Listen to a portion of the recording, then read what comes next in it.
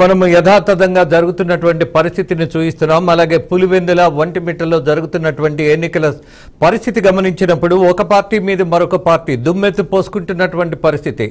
అసలు ఈ ఉప ఎన్నికకు సంబంధించి ఇంత ఉద్రిక్త వాతావరణం రావాలా? అంత అవసరమా? ఓడిపోయినా గెలిచినా ఈ రాష్ట్ర రాజకీయాల్లో కానీ అభివృద్ధిలో కానీ లేకపోతే మరే దాంట్లోనైనా ఏదైనా ప్రభావం ఉంటుందా? Nothing. Everybody knows that. But ఇవాళ పార్టీలు తీసుకున్నటువంటి ఒక మూర్ఖమైనటువంటి ఆలోచనలు బాధపడుతున్నది, ఇబ్బంది పడుతున్నది ఎవరు? అధికారులతో పాటు జనం, అక్కడున్నటువంటి గ్రామీణులు. ఓటు వేయాలా అక్కర్లేదా అన్నటువంటి కన్ఫ్యూజన్ వీళ్ళే క్రియేట్ చేసేశారు. అసలు ఓటు వేద్దామన్నటువంటి ఉత్సాహాన్ని రాజకీయ పార్టీలే ముందుగా నరికి అవతల బారేశారు. ఇక ఎన్నికల సంఘానికి సంబంధించి మన మీద దూకుడుగా ఒక విమర్శ చేస్తే సరిపోదు. అధికారులు వేల మంది అక్కడ మోహరించాల్సిన పరిస్థితి వచ్చింది. ఒక ఎంపీ పోటీకి కూడా ఇంతమంది పోలీసులను మోహరించే పరిస్థితి ఎప్పుడు ఎక్కడా చూడం. పులివెందులలో 2 ప్రాంతాలలో, ఒకటి పులివెందుల, 2 ఒంటిమిట్టకు సంబంధించినటువంటి జెడ్పీటీసీ ఎన్నికలకు సంబంధించి ఇవాళ ఎంత ఖర్చు పెడుతున్నామో తెలుసా? ఎందుకు ఇంత ప్రజాధనం ఎన్నికల కోసం ఖర్చు పెట్టాల్సి వస్తుందో తెలుసా? రాజకీయ నాయకులకు ఉన్నటువంటి ఆధిపత్య ధోరణి, మూర్ఖమైనటువంటి విధానం, ఈ 2 పార్టీలు చేస్తున్నటువంటి హడావిడి. అలాగే ఇవాళ పాలకపక్షంలో ఉన్నటువంటి టీడీపీ పార్టీ జెడ్పీటీసీ ఓడిపోతే ఇవాళ ప్రతిపక్షంగా ఉన్నటువంటి వైఎస్ఆర్సీపీ నాయకులు ఎలాంటి ప్రచారం చేస్తారేమో అన్నటువంటి ఒక భయం, ఒక అనుమానం, ఒక అసహాయత, ఒక భావదారిద్ర్యం. అలాగే వైసీపీ నాయకులు కూడా పట్టినటువంటి గ్రహణం ఏంటి అని అంటే, మా మాజీ ముఖ్యమంత్రి, ఇది మా అడ్డ, ఇది మా కోట, ఇది మరొకడు రాకూడదు అన్నటువంటి పరిస్థితిలో ఇన్నాళ్ళు మేము నడిపాం కదా, మరి ఇవాళ మరొకడు వచ్చి అక్కడ గెలిస్తే మరి మా మాజీ ముఖ్యమంత్రి గారి పరిస్థితి ఏంటి? ఆయన మీద పూర్తిగా ఆధిపత్యం సాధించామని ఇవాళ ఉన్నటువంటి పాలకపక్షం ప్రతిపాదనతోటి, అలాగే ఒక వాదనతోటి ముందుకొచ్చే అవకాశం ఉంది కదా అని వీళ్ళ భయం. మరి మొత్తం చూసినప్పుడు ఇవాళ నలిగిపోతున్నది ఎవరు? రెండోది, మరింత దారుణమైనటువంటి పరిస్థితి ఏంటంటే మీడియా మీద దాడి చేయటం. బీఆర్కే న్యూస్కు సంబంధించినటువంటి కెమెరామెన్ మీద దాడి చేసిన వాడు ఎవడో వాడిని పోలీసులు పట్టుకోకపోతే మేము పట్టుకునే పరిస్థితి ఉంటుంది అని హెచ్చరించాల్సిన పరిస్థితి మాకు తేవద్దు. దయచేసి అక్కడ ఉన్నటువంటి అధికారులు కెమెరామెన్ మీద దాడి చేయటం, అలాగే రిపోర్టర్ని ప్రతిఘటించడం, అక్కడ కవరేజీని ఆపేయడం, వాట్ ఇస్ దిస్? మీడియాకు హక్కు ఉన్నది, పర్మిషన్ ఉన్నది, అన్ని అవకాశాలు ఏవైతే ప్రభుత్వం ఇచ్చిందో హక్కుగా మీడియాకు ఉన్నటువంటి ఒక ప్రసారం చేయగలిగేటటువంటి అవకాశాన్ని కోల్పోయే దశ ఉండదు. ఆపుతున్న వాడెవడో ఒక దుర్మార్గుడు కాబట్టి పోలీసులతో పాటు అక్కడున్నటువంటి రాజకీయ పార్టీ కార్యకర్తలు మా కెమెరామెన్ మీద దాడి చేయటం, ఆపేయమని హుంకరించటం, బెదిరిస్తున్నారా? ఇవాళ ఈవినింగ్ నుంచి ఒకే ఒక కార్యక్రమం చేపట్టబోతున్నాం. There is no doubt about that. ఇప్పుడే ఇక్కడి నుంచే ప్రకటన చేస్తున్నా. ఏ పార్టీ వాళ్ళు ఎవరిని అడ్డుకున్నారు, అలాగే అక్కడ ఎన్నికల సరళి ఎలా ఉన్నది, ఓట్లు వేయలేకపోతే వేయలేని వాళ్ళు ఇచ్చేటటువంటి సమాచారం ఏంటి? రాజకీయం, ఎన్నికలు అంటే ఉద్రిక్తతలు, దాడులు, మూర్ఖమైనటువంటి పద్ధతులు కాదు. అది మూర్ఖులకి చెప్పిన అర్థం కాదు. మరి నేర్పాలి అనంటే చట్టం బలంగా ఉండాలి. మరొక విషయం, ఇప్పటి వరకు ఏకపాత్రాభినయాలు కొన్ని చూసాం మనం. అలాగే రాంబాబు గారు కూడా మాట్లాడారు. ఫైన్, ఎన్నికల సంఘం పూర్తిగా నిర్లజ్జగా ప్రవర్తిస్తోంది, బాధ్యత లేకుండా వ్యవహరిస్తుంది అన్నటువంటి వ్యాఖ్యలు చేశారు. నీలం సహాని టీడీపీ పార్టీకి పూర్తిగా బానిసగా మారిపోయింది అన్నారు. Yes, Neelam Sahani is one of the most senior IAS officer. ఆమె గత ప్రభుత్వంలో చీఫ్ సెక్రటరీగా ఉండి రిటైర్ అయిన తర్వాత ఇవాళ మళ్ళీ ఎన్నికల సంఘానికి ఆమె కమిషనర్గా వచ్చారు. ఫైన్. మరి వైసీపీ నాయకులకి ఆమెతో సుదీర్ఘకాలం బంధం ఉన్నది. ఆమె చక్కగా వాళ్ళ ప్రభుత్వంలో పని చేసింది అని వాళ్ళే మెచ్చుకున్నారు. నిజాయితీ కలిగినటువంటి అధికారి అని వాళ్ళే చెప్పారు, ఈ నాయకులే పదే చెప్పారు. మరి ఇవాళ ఆమె పూర్తిగా మారిపోయిందా? మనం రాజకీయ కోసం ఎవరిని మీద పడితే వాళ్ళ మీద బాధ్యత లేకుండా మాట్లాడుకోవడం అనేది అంత సమంజసమైన విషయం కాదు. రాజకీయ నాయకులుగా ఒక పార్టీ మీద మరొక పార్టీ వాళ్ళు దుమ్మెత్తు పోసుకోండి. జనం ఇప్పటికే అలసిపోయారు, మిమ్మల్ని ఏం పెద్ద పట్టించుకునే దశలో లేరు. వాళ్ళకి చాలా పనులున్నాయి. మీ గురించి పట్టించుకోవటం, మీ మాటలను వంట పట్టించుకోవటం, మీ బూతులను వినటం, మీ దాడులను చూడడం, ఇది కాదు వాళ్ళ పని. They know how to vote.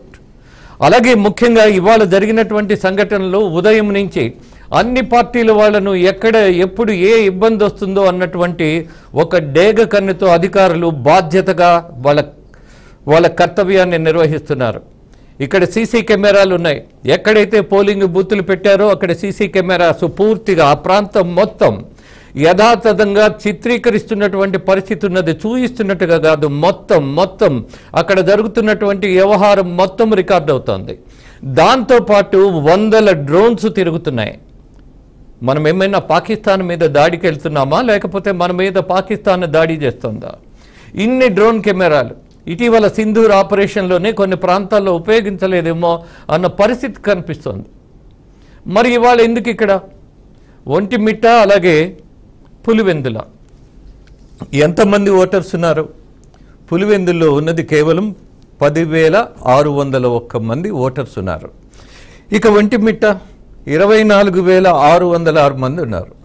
మొత్తం కలిపిన 35,000 మంది ఓట్లు వేసేటటువంటి లేని ప్రాంతంలో వేల మంది పోలీసులు, వందలాది మంది పార్టీల కార్యకర్తలు, వేలాది మంది పక్క నుంచి తరలి వచ్చిన వాళ్ళు, తరలింపబడిన వాళ్ళు, వీళ్ళందరూ అక్కడ హడావిడి.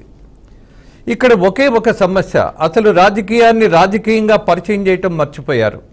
తొడగొట్టడం, అలాగే ఏదో ఒకప్పుడు అనాగరిక సమాజంలో ఒకడి మీద ఒకడు దాడి చేస్తున్నప్పుడు, వాడి ప్రాంతాన్ని ఆక్రమిస్తున్నప్పుడు అమాయకుల తలలు నరికేసి వాళ్ళ ఆస్తులను, వాళ్ళ ప్రాంతాలను, వాళ్ళ సంపదను దోచుకున్నటువంటి పరిస్థితి చూసాం. బట్ ఇవాళ ఏమిటి అనంటే, వైసీపీ ఓడిపోతే జగన్మోహన్ రెడ్డి పరువు పోతుందేమో. ఎందుకు పోతుంది జగన్మోహన్ రెడ్డి పరువు? ఎలా పోతుంది? కామన్ సెన్స్ లేదా? ఇంతమంది విజయవాడలో కూడా కొంత బుర్రన నాయకులు ఉన్నారు, కొంత మెదళ్ళేని నాయకులు కూడా ఉన్నారు, కొంతమంది మోకాల్లో కూడా ఉన్నట్టుగా కనిపిస్తోంది. ఇలా మాట్లాడాల్సిన పరిస్థితి ఒక జర్నలిస్టుకు తీసుకురావటం నిజానికి రాజకీయ పార్టీ నాయకులే సిగ్గుపడాలి. మీ గురించి పదే పదే చెప్పి అలసిపోతున్నాం, అలాగే చూస్తూ జనం విసిగిపోతున్నారు. ఒక మాట మాట్లాడబోయే ముందు మన చరిత్ర ఏంటి అని మనం చూసుకోవాలి. అది ఏ పార్టీ అయినా సరే. ఇవాళ టీడీపీ అధికారంలో ఉంది కదా అని చెప్పేసి మేము ఆధిపత్య ధోరణితో వెళతాము అని అంటే అది కుదరదు. బికాజ్ ఇక్కడ ఒక డెమోక్రసీ ఉండాలి. అలాగే గెలిపే ముఖ్యం కాదు, మన పద్ధతి ముఖ్యం. అలాగే ప్రతిపక్షంలో ఉన్నంత మాత్రాన బాధ్యత లేనటువంటి పరిస్థితి ఏముండదు, బాధ్యత పెరుగుతుంది. నేను ఎప్పుడూ మొట్టమొదటిగా ఒకే మాట చెప్తూ ఉంటా, ఎక్కడైనా మొట్టమొదటి ప్రతిపక్షం మీడియా ఉండాలి, పాలక పక్షానికి భజన చేసే దశలో ఉండకూడదు, సద్విమర్శ చేయాలి. అలాగే ప్రజలకు సంబంధించినటువంటి ఇచ్చిన హామీలు ఏవైతే ఉన్నాయో వాళ్ళని ఆచరించినటువంటి ప్రభుత్వాన్ని కానీ నాయకులను కానీ నిలబెట్టి అడగాలి మనం. అది ప్రాథమికమైనటువంటి కర్తవ్యం మీడియాకు. మీడియా మొట్టమొదటి ప్రతిపక్షంగా ఉండాలి అన్నటువంటిది మన ఆలోచన, మన ధోరణి, మన సాంప్రదాయం, అది మన కమిట్మెంట్ కూడా. అలాగే ఇవాళ రాజకీయ పార్టీలు కూడా ఓడిపోయినంత మాత్రాన బేలపడాల్సిన పరిస్థితి లేదు. అలాగే అనవసరమైనటువంటి రాద్ధాంతానికి వెళ్ళవలసిన లేదు. బికాజ్ ఇక్కడ ఉన్నటువంటి ప్రజలు, ఇక్కడ ఉన్నటువంటి రైతులు, ఇక్కడ ఉన్నటువంటి మహిళలు, ఇక్కడ ఉన్నటువంటి యువత, వాళ్ళందరికీ మనకంటే మీకంటే అందరికంటే కొంత సెన్స్ ఉన్నదన్నటువంటి విషయాన్ని మనం గుర్తుపెట్టుకోవాలి. మనం ఏది పడితే అది మాట్లాడేస్తే రాజకీయం కదా అని మొహం మీద ఉమ్మేయించుకునే పరిస్థితులు తెచ్చుకోకూడదు. జనం విసిగిపోతున్నారు, ఒకటి మీడియా పట్ల, రెండు రాజకీయాల పట్ల. ఎందుకని మీకు తెలుసు, ప్రతిదీ అబద్ధం మీరు మాట్లాడుతున్నారు. ఆ అబద్ధాలను ప్రచారం చేసేటటువంటి, భుజాన వేసుకునేటటువంటి కొన్ని మీడియా సంస్థలు ఉన్నాయి. జనం ఏమని చూడాలి, మనల్ని ఏమని మీ గురించి ఆలోచించాలి? ఒక్కసారి ఆలోచించండి. ఇవాళ ఏకపాత్రాభినయ పద్ధతుల్లో అనేకమైనటువంటి డైలాగులు కొట్టుకుంటూ కూర్చుంటే సమాధానాలు చెప్పాల్సిన వందలు వేల ప్రశ్నలు ఉన్నాయి జనం దగ్గర నుంచి. మీరెందుకు ఇలా చేశారు అని ఒక పార్టీని నిలబెట్టి అడిగితే తల వంచుకోవాల్సిన పరిస్థితులు ఇవాళ రాజకీయ పార్టీలు ఉన్నాయి. నేను ఒకటే చెప్తున్నా, పులివెందుల, ఒంటిమిట్టలో ఇవాళ జెడ్పీటీసీ ఎన్నికకు ఇంత ప్రాధాన్యత ఇవ్వాల్సిన పరిస్థితి, కర్మ మనకెందుకు పట్టింది అనంటే ఇవాళ రాజకీయ పార్టీలు ఇస్తున్నటువంటి ప్రాధాన్యత. అలాగే ఇవాళ అక్కడ ఓడిపోతే ఏదో జరుగుతుంది, ఏదో పెద్ద విస్ఫోటనం జరగబోతుందన్నంతగా వార్తలు అవసరమా? I don't think so. But ఇవాళ కవరేజ్కి వెళ్ళినటువంటి బీఆర్కే ఛానల్ రిపోర్టర్ని అలాగే కెమెరామెన్ని ఏ హక్కుతో ప్రతిఘటించారు? ఏ ఉద్దేశంతో మీరు దాడి చేశారు? Yes, it has to be answered by ఎన్నికల కమిషన్, ఇవాళ ఉన్నటువంటి ప్రభుత్వం. అలాగే అక్కడ ఏదైతే ఒక కెమెరామెన్ మీద దాడి చేశాడో వాడెవడో ఖచ్చితంగా పోలీసులు పట్టుకొని నిలబెట్టాలి కోర్టులో. అప్పటి వరకు బీఆర్కే న్యూస్కు సంబంధించినటువంటి పరిస్థితి ఖచ్చితంగా మీ వెంటాడుతూనే ఉంటుంది. అలాగే ఎన్నికలకు సంబంధించి మరొక విషయాన్ని కూడా గుర్తు చేస్తున్నా. అక్కడ ఉన్నటువంటి మా రాయలసీమ ఇన్ఛార్జ్ అలాగే కడప రిపోర్టర్ ఇద్దరికి కూడా మీకు ఇవాళ ఒక అసైన్మెంట్ ఉంది. Mister Gopi and Kadapa reporter ఇద్దరు మీరు చేయాల్సిన పని, ఎన్నికలు అయిపోయిన తర్వాత ఎన్ని ఓట్లు పోలింగ్ అయ్యాయి, ఏ ఓట్లు పోల్ అవ్వలేకపోయాయి, ఎంతమంది ఓటర్లు వెనక్కి తిరిగి వెళ్ళిపోయారు, అసలు రావటానికే ఉత్సాహం చూయించినటువంటి పరిస్థితి ఎందుకు వచ్చింది, ఇవన్నీ మనము ఈవినింగ్ నుంచి రిపోర్ట్ చేసే కార్యక్రమాన్ని తెలియజేయాలి జనం కోసం. సో దీని మీద ఫోకస్ చేయాలి. అలాగే ఎప్పటికప్పుడు అక్కడ జరుగుతున్నటువంటి యథాతథమైనటువంటి పరిస్థితిని లైవ్లో మీరు చూయిస్తూ విశ్లేషణ ఇస్తూ, అలాగే అధికారులను కూడా సంప్రదిస్తూ, ఏవైనా రాజకీయ నాయకులు మాట్లాడాలి ఒక నిజాన్ని లేదా జనానికి ఒక సమాచారాన్ని ఇవ్వాలి అని అంటే మీరు వాళ్ళని ప్రోత్సహించండి, గౌరవించండి, గుర్తించండి. There is no doubt about that. But the thing is ఎవడు పడితే వాడు అడ్డంగా ఏదో